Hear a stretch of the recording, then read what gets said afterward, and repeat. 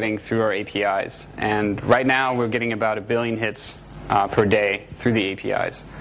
So these APIs are becoming increasingly popular, and it's also interesting to notice that people are using our APIs to get at our data instead of just going to google.com. So we're opening up this channel, and it's been very popular. So the AJAX search APIs, I think you probably also saw this slide in the keynote. So these are read-only APIs that allow you to access our search data. And by search data, I don't just mean web search. I also mean maps, YouTube, news, images, generally the stuff that you can get off of our various properties.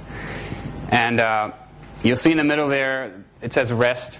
So we have a RESTful interface, which I'm going to cover in a little bit, that shows you just different ways that you can get at this data.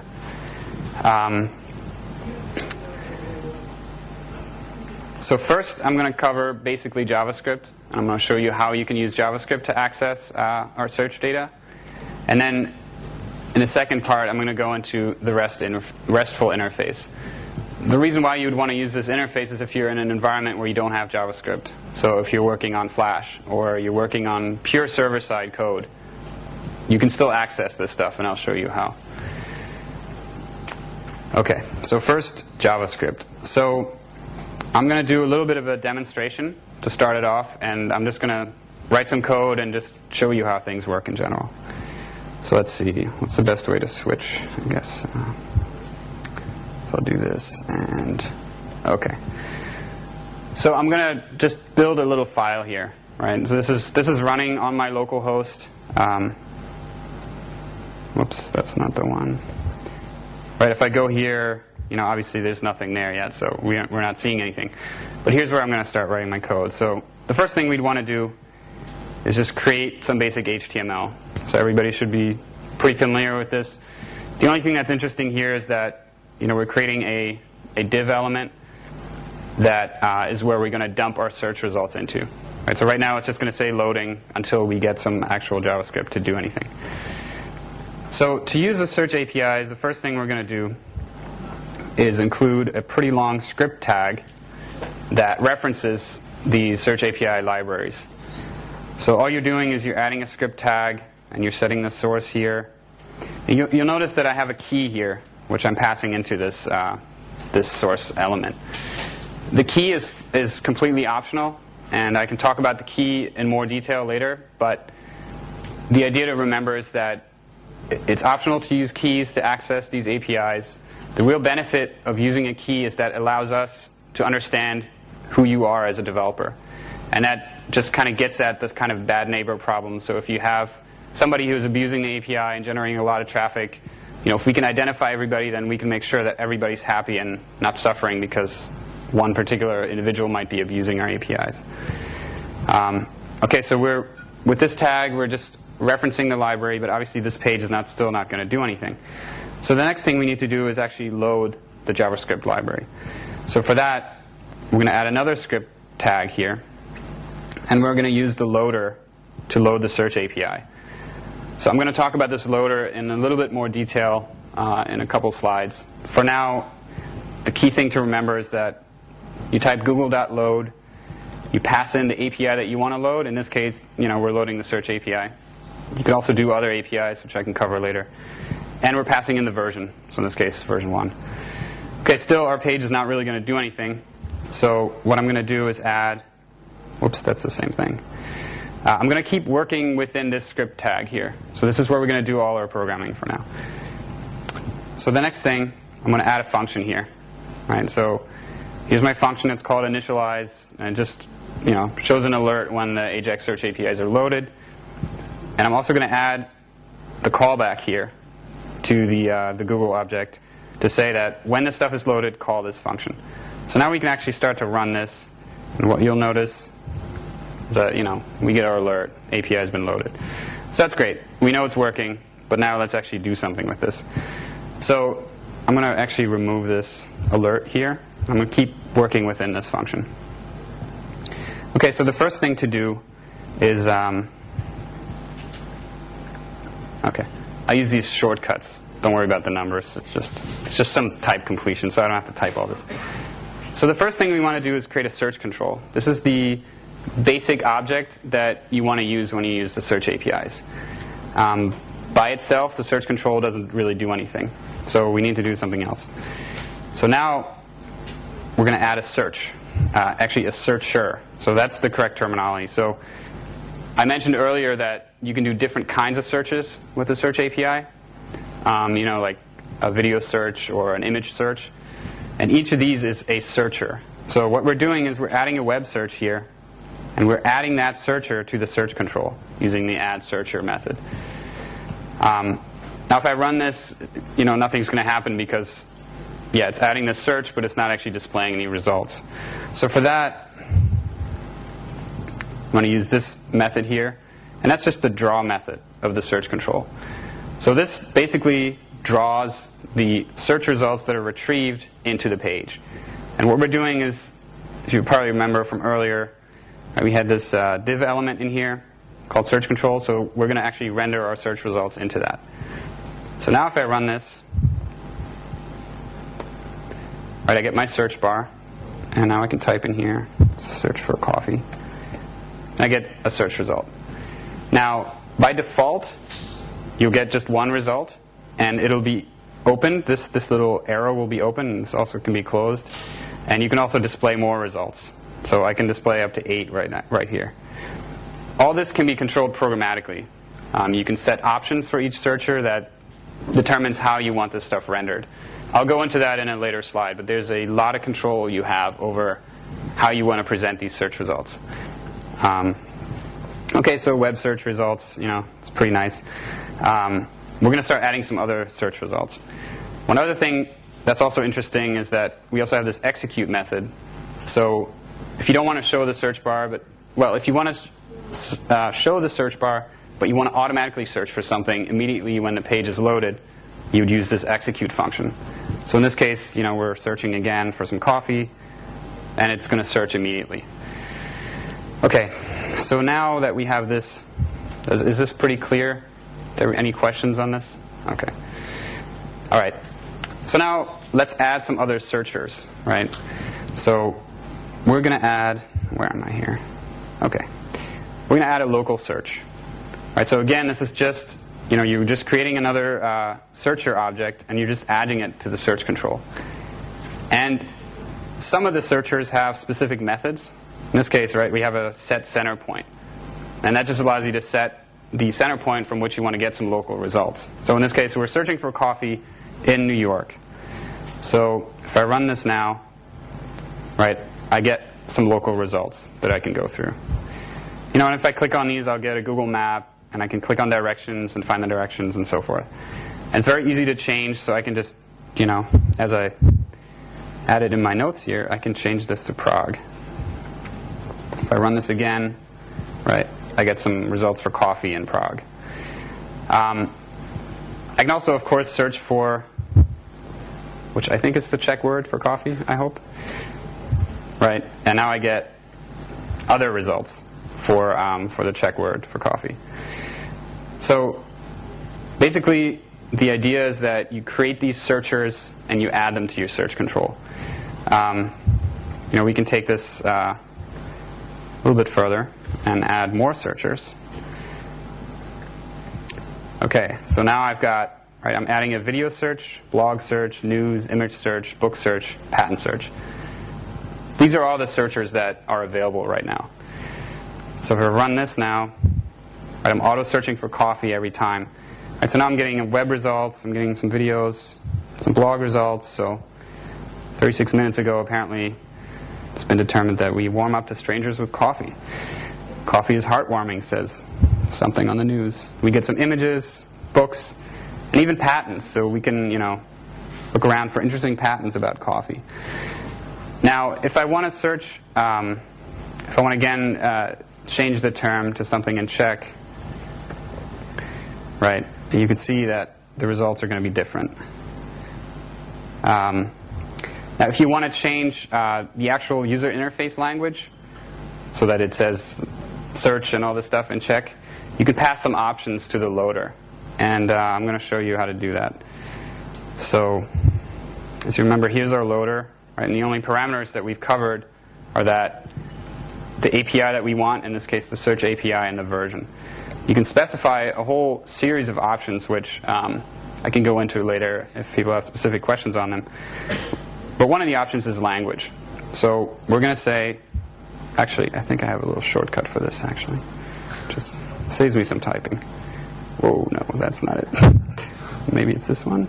No. Okay, well, I guess I'm out of luck with the typing. So I'm going to just type this manually. It's terrible. Okay, so now we passed the language code for check.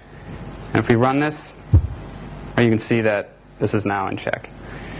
Now this obviously controls the elements here, the language of the elements. It doesn't determine what language the search results are going to be in, because they are dependent on what you search for.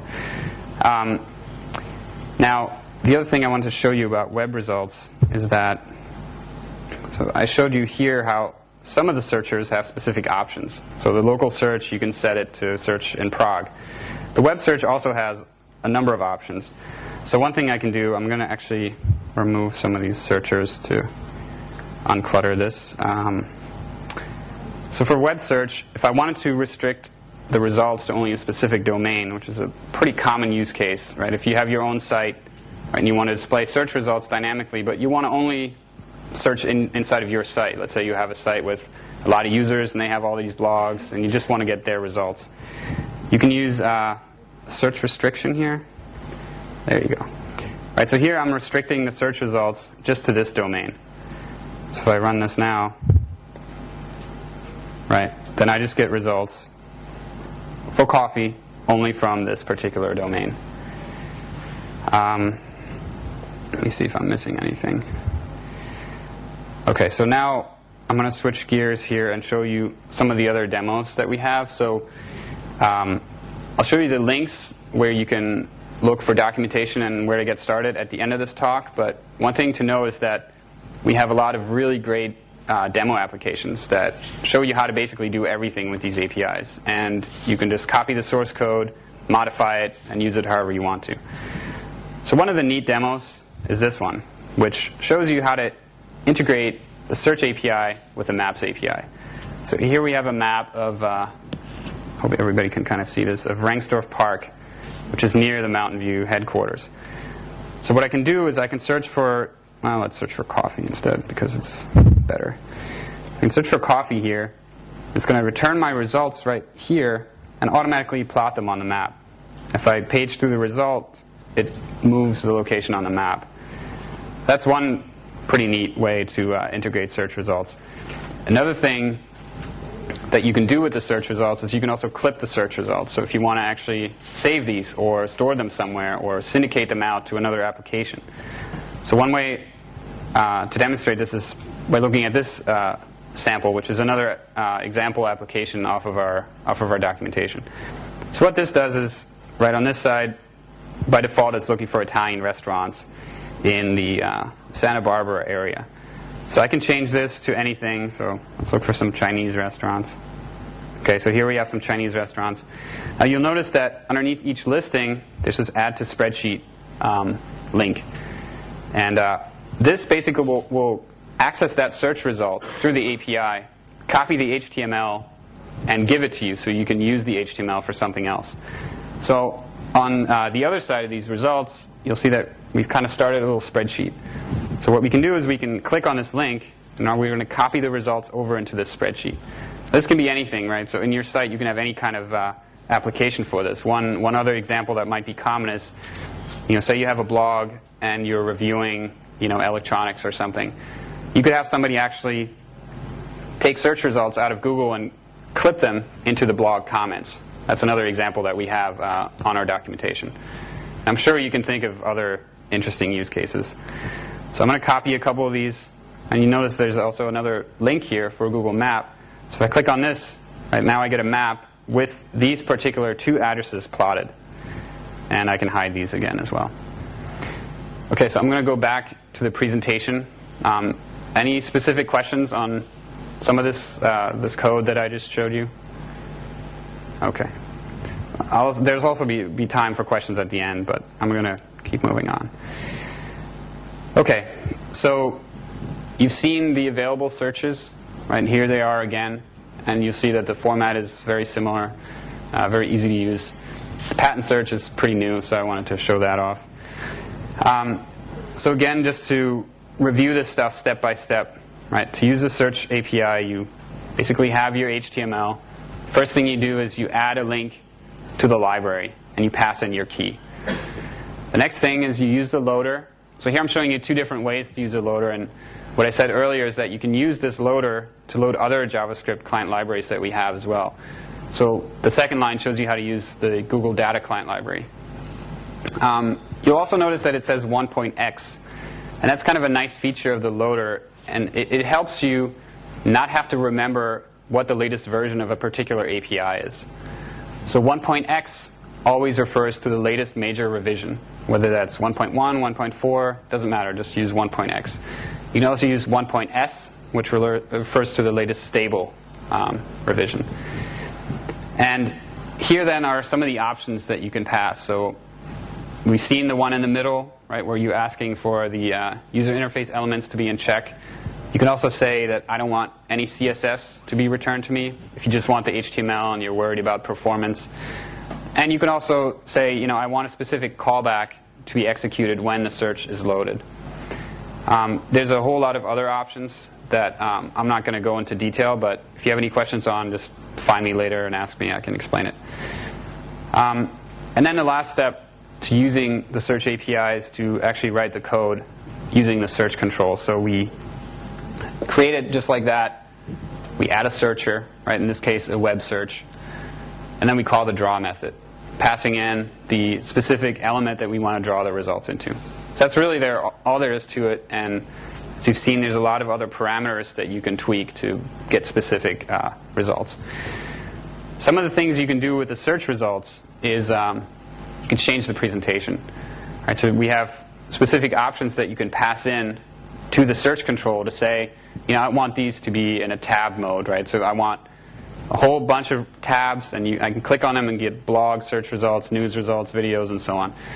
I can choose how many search results I want to display, whether I want them by default to be expanded or closed. And I can style the search results with CSS. So we have a very rich set of classes in the search results CSS.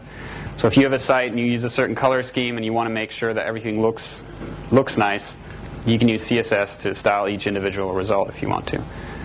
And you can also write them to any arbitrary div element. So there's a method that you can call called setRoot, and you can just pass in the div element that you want them written to. So you can kind of dynamically control where they show up on your page.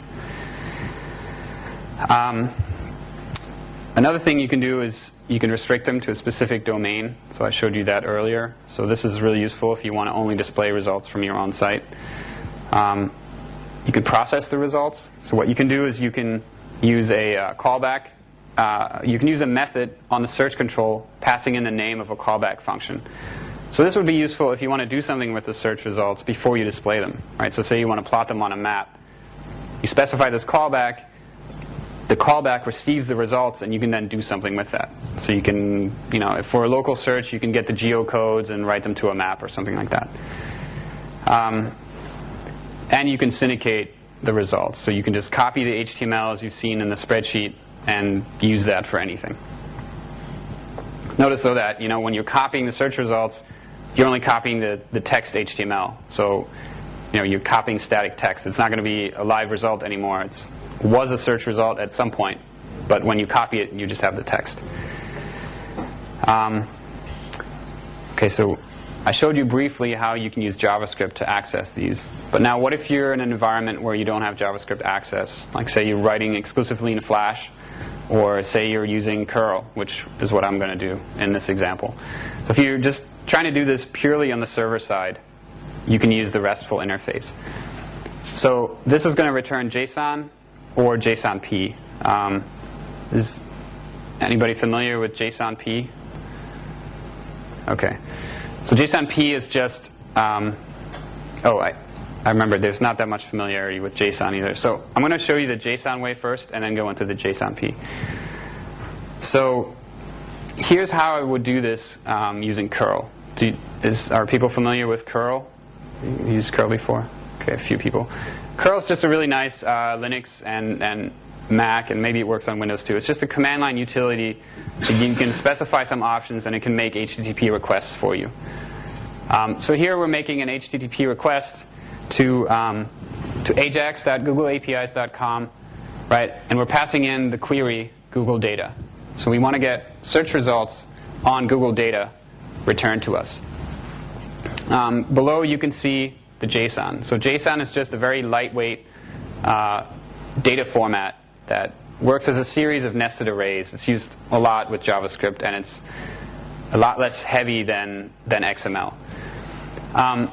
An important thing to notice here is that we're using this particular switch on our curl code, and that's the /e switch.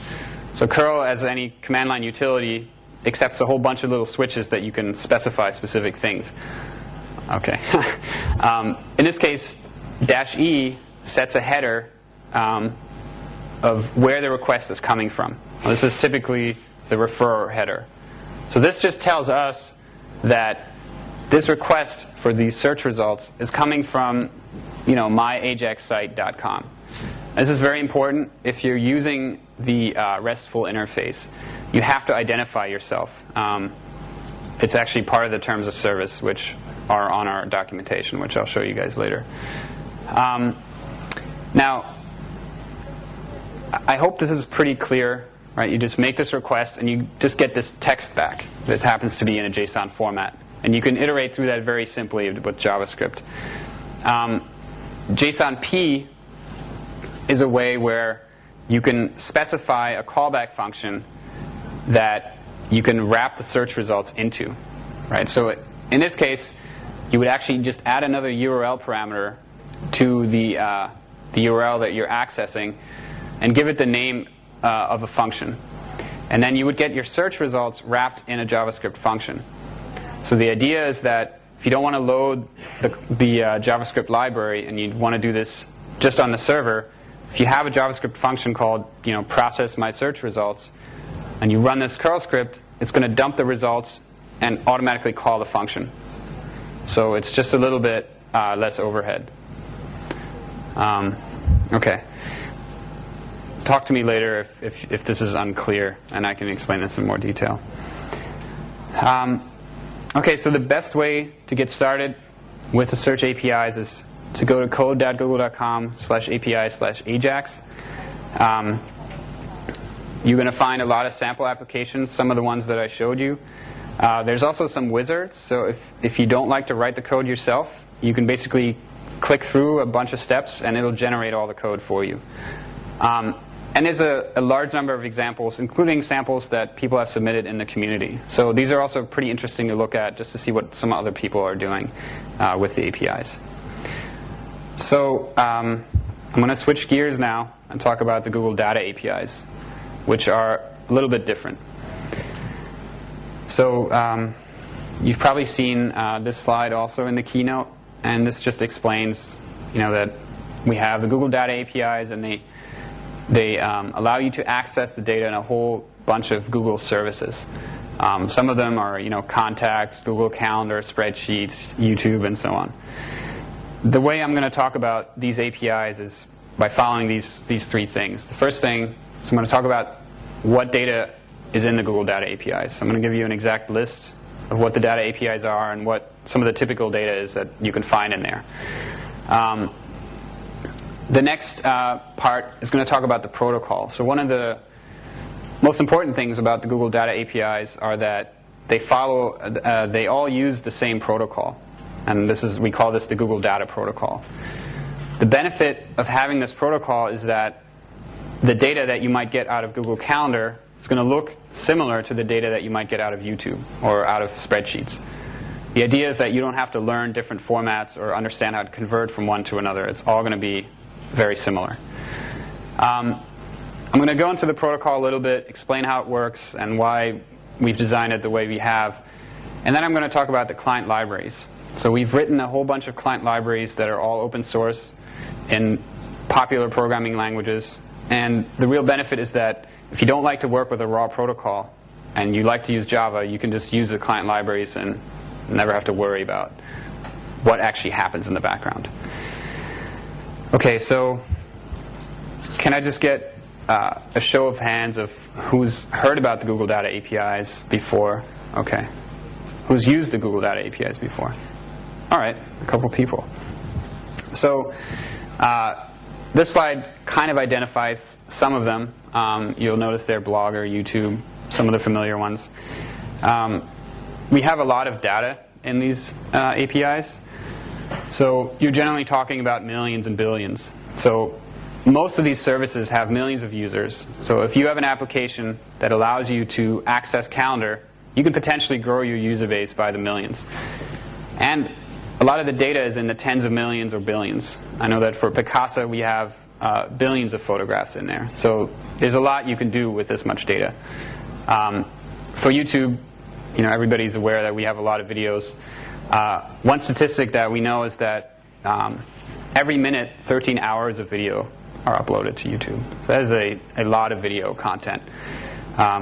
It means that during this presentation, 780 hours of video have been uploaded to YouTube. It's pretty impressive. So now I'm going to go through what the APIs are in detail. If there's any questions on specific APIs, feel free to stop me and I can explain what they do. I've grouped these into a couple categories.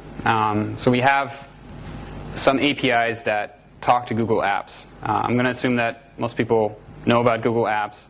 It's our suite of tools that you can use to, for your business or for organizations. It consists of Gmail, Calendar, documents and spreadsheets, and so on. Some of the APIs that we have are, we have an Apps API. And this allows you to automatically provision accounts, migrate emails, change settings for your users. It's very useful if you use Google Apps and you have, say, 1,000 users. You don't want to do this stuff manually, so you can use the API to do that.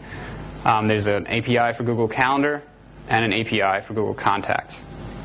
Small question. Yeah. For Google Mail.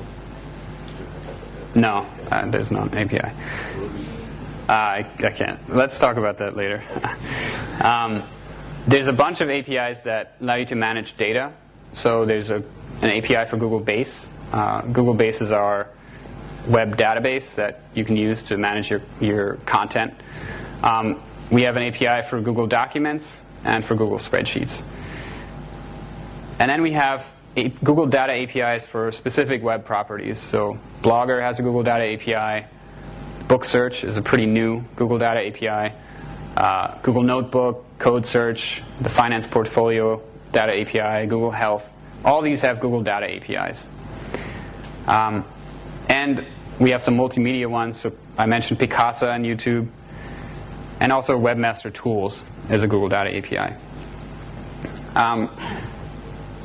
One thing that I kind of forgot to mention earlier is that the Google Data APIs are not just read-only. Right? So these are read-write. So for most of these, you can write to these services as well, which is obviously a pretty key component in integrating with them. So that was my little overview of the kind of data that's available and the kind of APIs we have. There are 17 Google Data APIs. So now I'm going to talk a little bit about the protocol, which is used by all of these services. So I'm going to go into the building blocks of this protocol so that you can understand it from the bottom up. And just keep in mind that the client libraries abstract a lot of this protocol detail. So if you don't care about the protocol, you don't have to use the raw protocol. But I think it's good to understand how it works. So at the bottom, you have XML, because at the bottom, all this information is encoded in XML. But we're not just using arbitrary XML. We're using the Atom syndication format, which is an open standard and XML data format. It's RFC 4262, and it's primarily used for feeds and entries. So for blogs, for news feeds, right? So these are some of the common examples. It just determines a certain amount of fields that compose an entry, and then it specifies that feeds can contain a bunch of entries. So the only thing to remember here is that if you're working with the Google Data APIs using the protocol, most of the time you're going to be working with feeds or entries. That's the key thing to remember. On top of that, we use HTTP and REST to communicate. So how many people are familiar with REST in general? Okay, I see some hands. For those that are not familiar with what REST is basically it's a type of architecture for building applications. And it uses URLs as resources. So I have a specific URL, and that refers to a resource. Now, if I want to interact with that resource, I can use what are referred to as HTTP verbs. I have a slide on those, but the key idea is that you use HTTP requests to manipulate that resource. And the reason why we choose HTTP and REST is because, again, it's open standards, it's common error codes. Everybody probably understands what a 404 is. So there's no proprietary codes in here that are difficult to understand. The Atom syndication format and HTTP REST communication also form the basis of the Atom publishing protocol. And that really is what the Google Data Protocol is built upon. Of course, we've added extensions to the Atom publishing protocol, and that's, in the end, what makes the Google Data Protocol. I'm going to cover the extensions in a minute. Extensions are just things that are not part of the Atom publishing protocol that we thought were really useful to use with our services, so we've added them on top. So here's some of the common HTTP verbs that are used in RESTful interaction.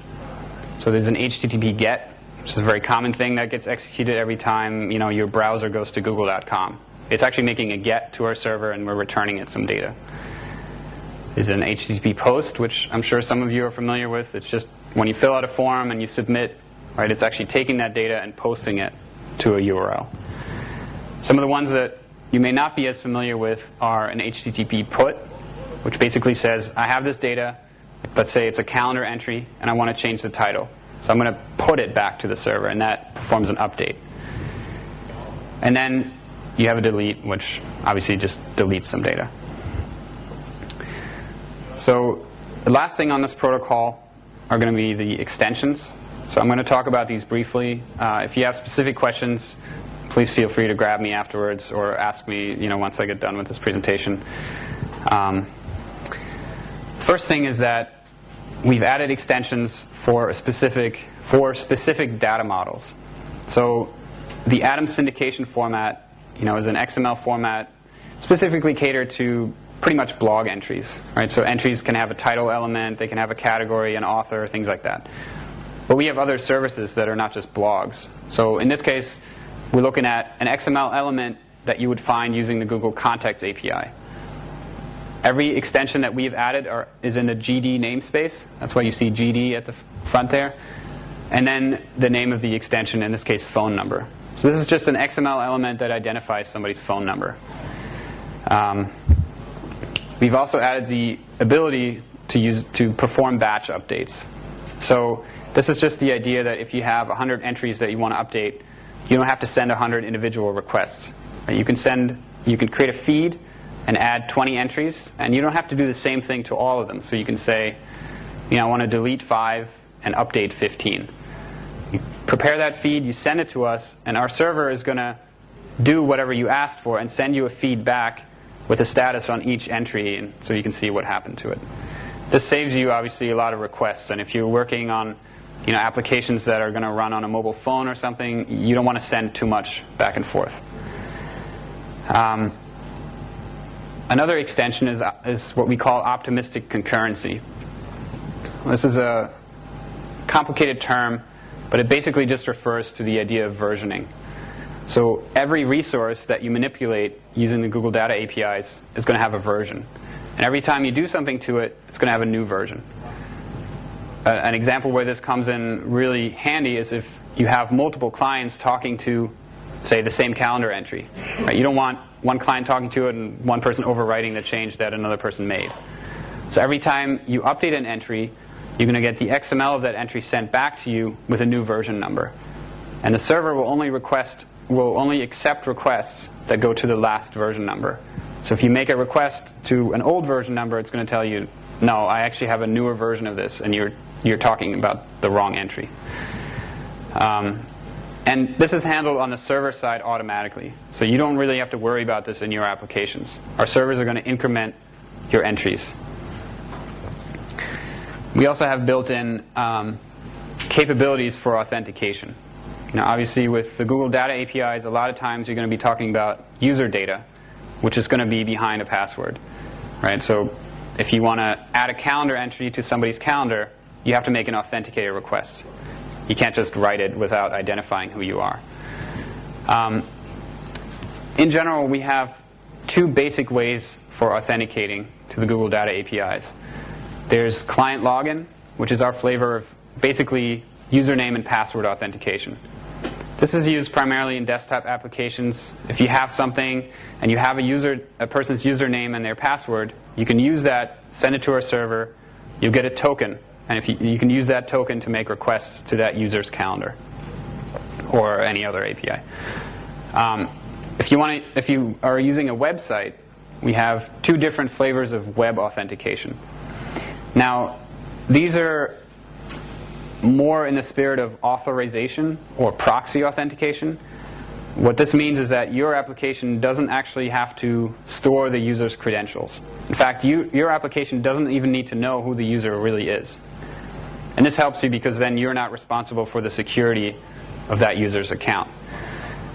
How this works in a nutshell is that your application is running somewhere and you want to make an authenticated request to a user's, say, calendar. You would use authsub and give that user a link to Google Calendar where they can sign in. So at that point, they click on that link, they go to Google Calendar, they sign in, and it's going to ask them, do you trust this application? Do you allow this application to access your calendar? And then if they say yes, they get redirected back to your application with a token, again, that you can then use to make authenticated requests. I've also mentioned that you can use the string default for the currently authenticated user. This is another way that your application doesn't ever have to remember who the current user is. I can show you this in detail when we look at some actual requests. But the key thing to remember is that it's token-based, and for web authentication, you don't have to store your user's name or their password. Everything's referred over to our services. They decide whether they trust your application, they log in, and they get back to your application with a token. And then your application just uses that token to make requests.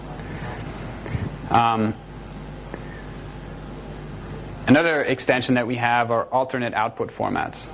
So we briefly talked about JSON.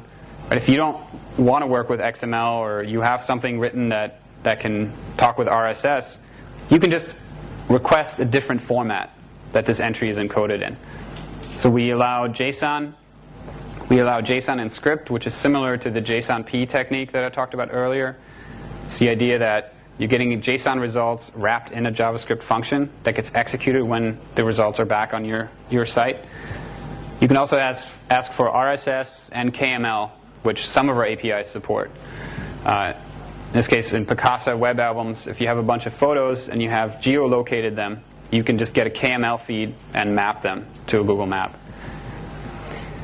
Okay, that's a lot of extensions, but we're still missing one, and that's a very critical one, and that's the support for queries. Right?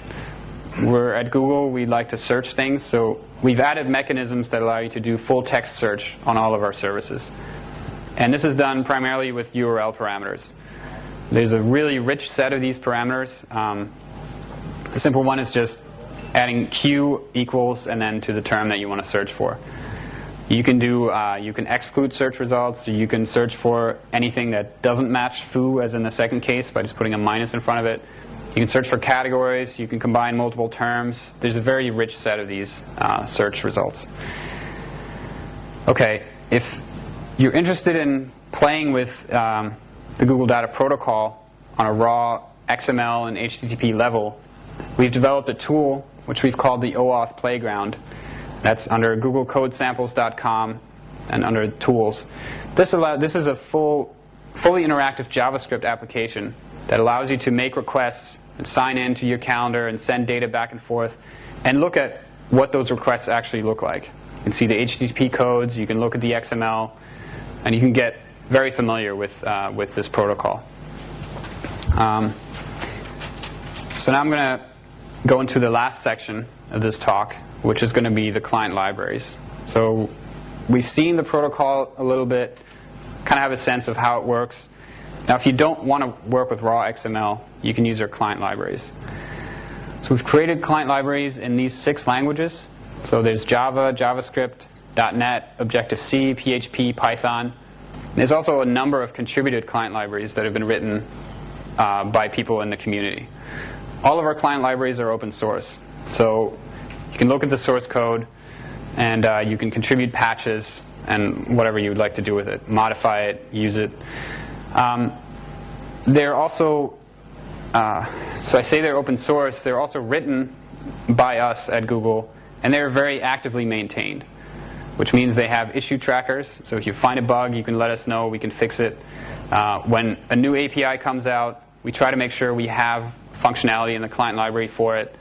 And they're heavily tested. They come with full documentation with unit tests and everything. Let's see. And most of these will support all of the Google Data APIs. Some of them don't. We try to make sure they're always updated as soon as possible, but it takes time. Java probably supports all the APIs. A lot of these are pretty complete. And we've had some community, some members in the community write extensions for them. So in the Python client library, for instance, we've had somebody write most of the extensions for the Google Apps API. So it's great because there's a lot of community activism going on with these client libraries. So I mentioned that not all of them will support every service, but the things that all of them do support are the core Google Data Protocol interactions. So they will do the authentication for you. They will send HTTP requests. They will calculate your content that you're posting, set the right headers. So the raw protocol interaction is handled by all of them. And when you use them and work with them, which we'll see in the next slides, you're not working with XML, but you're working with objects. So what they do, in essence, is take the XML and wrap it into an object so that you have simple methods that you can use, and it's very straightforward. So this example is in Python. I chose Python because it's pretty short to type, so it shows up well on the slide. But here, as you can probably guess from looking at this code, we're just printing out a feed from YouTube. What you can see here, for those that are familiar with Python, is you're adding the module for the YouTube service. You're creating a client in the second line by just instantiating a GData YouTube service, and then you're requesting a video feed by just calling the getRecentlyFeatured video feed method. There's a whole bunch of methods. You can just even pass in an arbitrary URL for a video feed and get it. And you get that wrapped in a video feed object, which contains a list of video entries. And you can just loop through that and print out title.txt to print out the actual text element of the XML element that represents the video's title. And these client libraries allow you to use all the different services in a very similar manner, which makes it pretty easy to use. Once you understand how to use one service, it's pretty straightforward. So next, we're going to look into how to retrieve contacts. So you can probably guess that this is going to look pretty similar, but this time we're actually going to also authenticate. So we're going to use client login and send the username and password to the service to make an authenticated request to somebody's private contacts. So again, we're just importing the module for the service. And then we're creating a client like we did before. So in this time, we're using gdata.contacts.service, contact service. Okay, now we want to actually authenticate. So the way you do this, it only takes 3 lines of code. You set the email address. In this case, it's my demo user. You set the password. And you call it programmatic login. Now that method will handle all the requests that now need to happen between your application and the server. So it'll pass the login information, get the token, store the token, and all that in one method. And now you have an authenticated client. So now you can get somebody's contacts feed by just calling get contacts feed. And then again, you can iterate through the feed and print out the titles of your contacts, for instance. So I hope this has given you a little bit of an overview of the Google Data APIs as well. So we've talked about some of the services, some of the large amounts of data that we have available. We looked at the protocol and the general idea of how it works. And we looked at the client libraries that are available in a good amount of languages. The best ways to get started is to check out some videos. So our team has created a lot of videos that cover all kinds of aspects of the Google Data APIs. So in the middle, you'll see Getting Started videos. So these are videos for getting started with a particular client library. So say you like to program .NET and you want to get started. The best way to do is watch this video. These are going to be under 10 minutes, so it's pretty fast. It walks you through how to install it, what you need to do to set up your machine, and how to do some simple requests. We have these Getting Started videos for PHP, for Python, .NET. I think there's a Java one. There's also videos on specific aspects of the Google Data APIs. So from Google I/O, we have a bunch of videos that, for instance, the top and the middle one talks about authentication. It tells you everything you'd want to know about all of our authentication mechanisms, how they work in detail, what some of the issues are, and so on. The one over on the side, it talks about how to build your own client library. So say you like to program in a certain language, like Haskell or something, and you'd like to create a client library in it. This video is going to talk to you about what you need to do at the raw protocol level. And at the bottom, we have some other topics that are related to the Google Data APIs. So we have videos about REST and RESTful programming. We have videos about Atom Publishing Protocol and how it works. There's me in the middle there talking about how to upload videos to YouTube using PHP. And there's other sort of introductory videos to the protocol. Oh, and I forgot to mention, it's Google Developer. That's the channel you'd want to look for. We also have a lot of documentation for the Google Data APIs. These are on code.google.com/API/gdata. And each data API is going to have a protocol guide that shows you how to work with the API at the raw protocol level. If a client library, say the Java client library, supports the calendar API, there's going to be a Java-specific guide that shows you how to use the calendar API with Java. Similar like with PHP or with Python. And we also have Getting Started guides for each individual language. These are similar to the videos. It's just a guide that shows you how to configure PHP, how to make sure your server is set up correctly. And we have a lot of examples on googlecodesamples.com, which I'm going to show you in a second. And we also have a blog, the Google Data APIs blog. This is where you should subscribe to if you want to know new APIs that are coming out, changes we've made to the client library, all kinds of improvements. So I'm going to show you the link for Google Code Samples. So this is our code sample site. Close these tabs here. What you can see here is a number of tabs in specific languages. And then these are all sample applications that we have running on our server. So if you want to understand, in this case, how to upload videos to YouTube in PHP, you can just run the demo application. And if you want to know how it works, we also have links to all the source code. So you can look at the files and how the operations actually work. And here's also where you can access the OAuth Playground tool. This is under Tools. And this is if you want to explore the raw protocol a little bit more. You can use this tool and interact with some of the APIs. So that's it. I think we have some time for some questions. Okay, so any questions? Yes? Are there some plans for the API for Google Analytics? Good question. So are there plans for an analytics API? Was that the right question? Yes. Yes, it's something that we're looking into. I can't give you specifics, but it would be a great API to have. So, yeah. Okay. Any other questions? Yes? I'd like to ask you, the first thing is in the protocol stack. Where does JSON fit in? It replaces XML or is delivered in the HTTP? Oh, so where does JSON fit in the protocol stack? JSON is just another output format that you can choose. So I don't get XML and get. Yeah, XML will be the default. If you don't specify what you want, you'll get XML. But if you use the alt parameter in your request, so just ALT equals JSON equals RSS. You can get whatever format you want. The second question is when Carol needs -e sending the reference data. Oh, yeah, okay. It means that from browser I can disable referrer. No, the browser will automatically be logged as a referrer if you're using. I can disable. So it must be enabled. Yeah, yeah. You need to identify yourself to use the search APIs, yes. And the third question is, it's possible to work, let's say, in Java API. Okay. Directly with objects and not with... Yeah.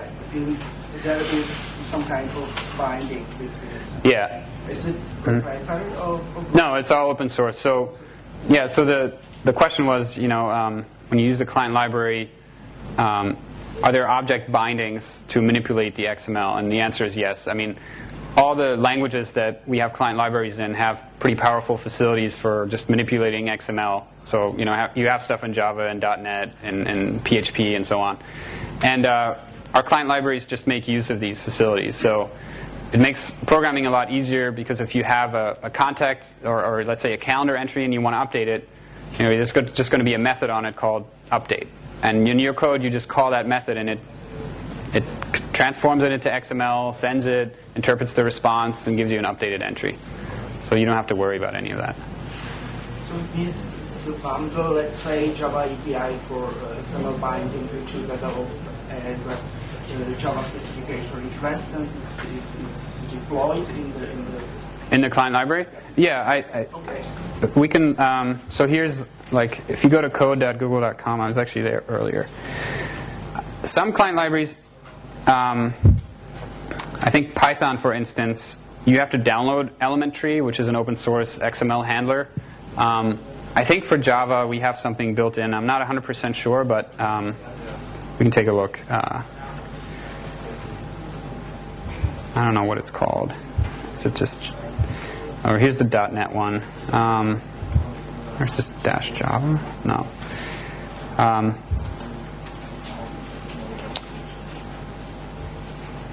Yeah, I think you'd have to look at each individual client library, but I'm sure there's instructions if it's not included on where to get it. So here's just the code.google.com project for the .NET client library. And as you can see, we have issue trackers on these things. We have wikis, specific downloads, and of course all the source code is here. So if you need to understand how something works, it's all right here. Okay. Other questions? Okay. Thank you.